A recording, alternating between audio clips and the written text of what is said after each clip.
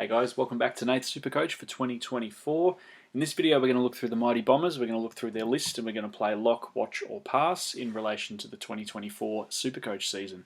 So if you're new to the channel, please hit like and subscribe. I want to try and get to 500 subscribers before the season starts. That's the goal. Okay, so like and subscribe. I'm going to be making videos for all 18 teams and it's going to be a good look at everything that's coming in the interesting 2024 SuperCoach season. Okay, so lock, watch and pass. Let's have a look at the three categories. So the first one is lock. Okay, this is a player that I consider would be a good idea for you to potentially consider starting them in your SuperCoach team. And because you can't start all of them, you can have a selection and use some of them as a point of difference, okay, or a pod against other SuperCoaches. Reality of the situation is 99.99% of SuperCoach teams will be almost identical at some point. So you need a point of difference if you want to rise up the ranks and set yourself apart, okay? So the second category is watch. This is a category where we just don't have enough information yet to make a decision, yay or nay, whether we start them. So we need to be looking at pre-season, round zero, practice games, training reports, okay, for role, injury, scoring potential, that kind of thing. Pass is we just have too much doubt at this point in time of the season. They're under an injury cloud. We don't know whether they're going to be picked round one, etc., etc. We just don't think with all the other players in the team they're going to be worth the investment for us for the money that we fork out for them. Doesn't mean we can't pick them up later in the year, of course. They could be good upgrade targets, but for the moment we're looking at the start. Okay, so these are the players to look to start the season. Okay, so for the Bombers, Merritt is the only lock that I can really see. I know there's probably going to be people in the comments saying, "What are you doing? What are you doing? You know, how dare you call yourself an Essendon supporter?" Blah, blah, blah. I think Merritt's the only lock at this stage. Okay, so I foresee 95% midfield time for Merritt this year. Obviously the captain, 650k. Mid only. The only downside I think with Merritt would be the price. I think he's probably a little bit overpriced at this point of the season. I think, you know, if he was around 580 to 600, I think more would be jumping on. So 650 maybe pushes him into that a little bit too expensive to start. Just the way it is with Bont now at 724. If you start Bont, you can really only afford maybe two other mid 600-ish players before you start sacrificing other lines. Having said that, of course, there's not much in the forward line, so you could go the rookies and you could load up in the other lines. That's another possibility.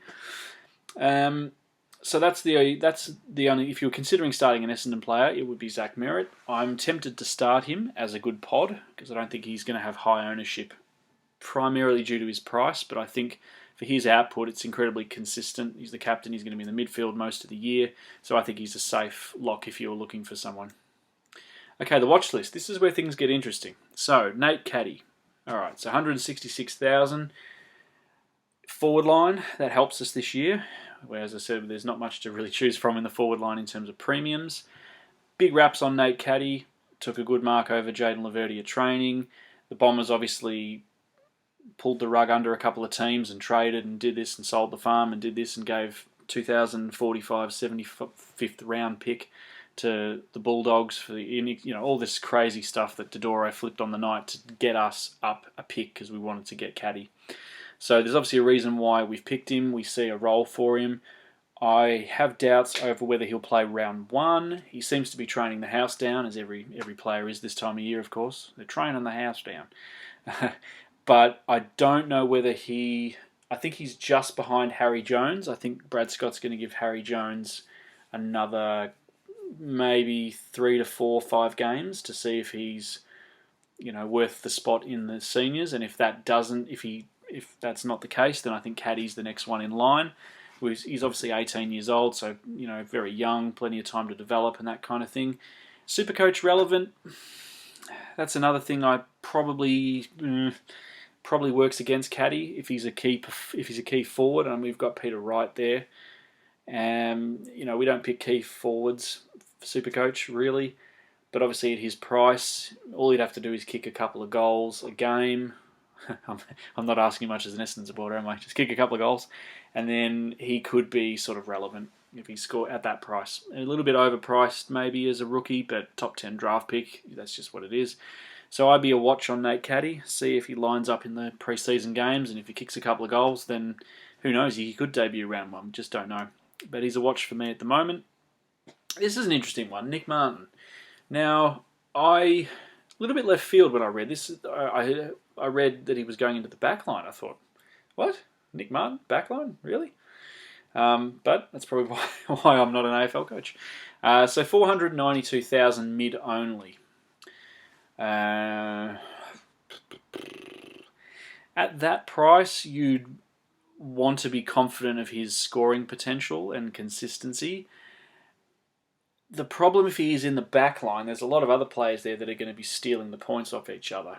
So it depends on what type of role he has in the back line. If he's taking over Nick Hines' role, then he could get some consistent scores. I'm not saying he can't, but he's kind of hidden away in the back line in terms of SuperCoach if he's not an interceptor or taking the kickouts. That's where we need to sort of look a little bit more.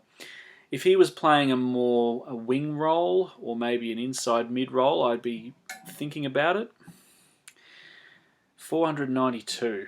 I mean, I think Nasiah Wanganeen Malira is around the same price. I'd probably maybe a little bit more confident that he was going to be what we needed SuperCoach-wise. I'll say no for the moment, but happily change my mind if in the preseason games he puts together a bit of form. I think there's too many hands on the pie down the back six for the Bombers this year. That's our biggest kind of unknown, big question mark there. So that's why I'll probably say no for Martin at the moment. But, pretty nice price. So, in a season where we've got Bont at 724, and if you want to take Bont, then you're going to need to do some other mid-price stuff and potentially boost up your rookies and things like that. So Martin could be a very good option. Okay, Ridley. Here's another interesting one. 530k defender. Now, the Bombers' back line, this is the big mystery. I still don't know how the Bombers' back line is going to line up. Okay, obviously with Ben Mackay coming, he's going to take the lockdown. Okay, he's going to take the lockdown. Will he take the kickouts? Not sure. Essendon's back six. If I was picking Essendon's back six now, it would be Andy McGrath, Ben Mackay, Redman, Jaden Laverty, Ridley, and probably it's probably not going to be Heppel, but that type of player, that kind of rebounding Heppel or Hind, that would be my back six-ish. So again, I don't know where Martin fits in that, whether Heppel's going to play more VFL this year. It's possible. He's only got a 1-year contract. Where does Ridley fit in? Is Ridley going to take the kick-ins? Possibly. It'll be either he or Redman or Andy McGrath. So that's 3 players that are going to share the kick-ins. So if it's 3 players, they take points off each other. You can't rely on Ridley just for all the kick-ins. A couple of years ago, I had Ridley in my side when he did that intercept role. Now with Ben Mackay taking the lockdown, I think that frees Ridley up, but it also frees Redman up as well. So again, just too many question marks for me at the moment. If Ridley's role was defined, I would definitely pick Jordan Ridley at 530. Again, we just don't know. Zach Reid, here's an interesting one. His name's been bandied around a lot, and 123k defender, all right, so that's obviously a reason why his name's been spoken about quite a bit. Injury prone, haven't been able to get him on the park for a year or two. Again, I just don't know where he fits in the back line. I don't know. If Ben Mackay's taking the lockdown defender role and Jaden Laverty is the faux sort of centre-half back, as the second tall, I'd probably back Laverty in more than Reid, purely because of Reid's injury history. He just hasn't been able to get on the park. Unless there's something that Brad Scott's trying to do with him this year. For some reason, I keep seeing Zach Reid's name come up, and I'm not sort of sure why. He could be a great rookie halfway through the season if he gets some form in, if he gets his body right and he plays consistently. But to start with, I'd be probably advising against Reid. He's probably almost in the pass list for me, but I put him in the watch list because it was like, well, we just don't know how the back line's going to line up, and he could find his way in there. If he does, and he's getting consistent games, well, 123,000, even if he is that lockdown, he'll probably get 40 to 50 points a game, ideally. It's not brilliant, but it'll start his cash generation pretty well. So that's kind of where we sit with that. Now here's the pass. Now I've gone Parish. I think a couple of reasons. Bombers midfield is also as confusing as our back line. Okay, so our midfield, the likes of Merritt, Parrish, Setterfield, Hobbs, Sartis, Archie Perkins.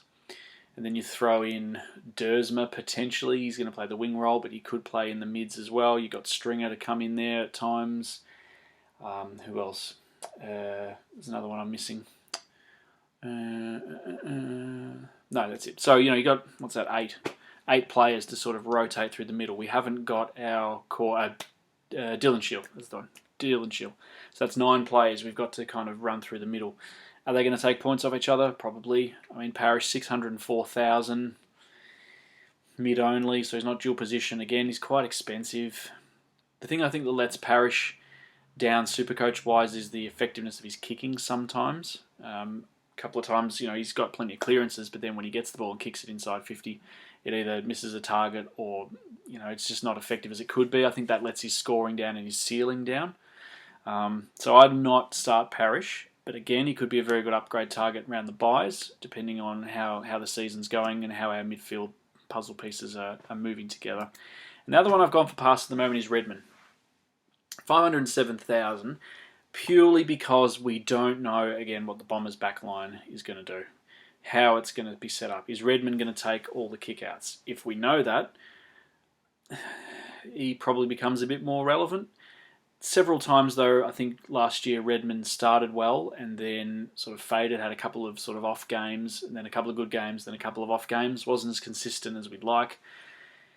So I'm not going to start him, I don't think. I'd be more likely to start Ridley over Redmond. But anyway, that's what I think about the Bombers. I am an Essendon supporter, so there may be a bit of bias there. But I trust you got something out of this video at least anyway for the Bombers if you're thinking of starting anyone this season in your 2024 SuperCoach season. Like and subscribe. Let me know in the comments if I've missed anything, and I'll talk to you in the next video.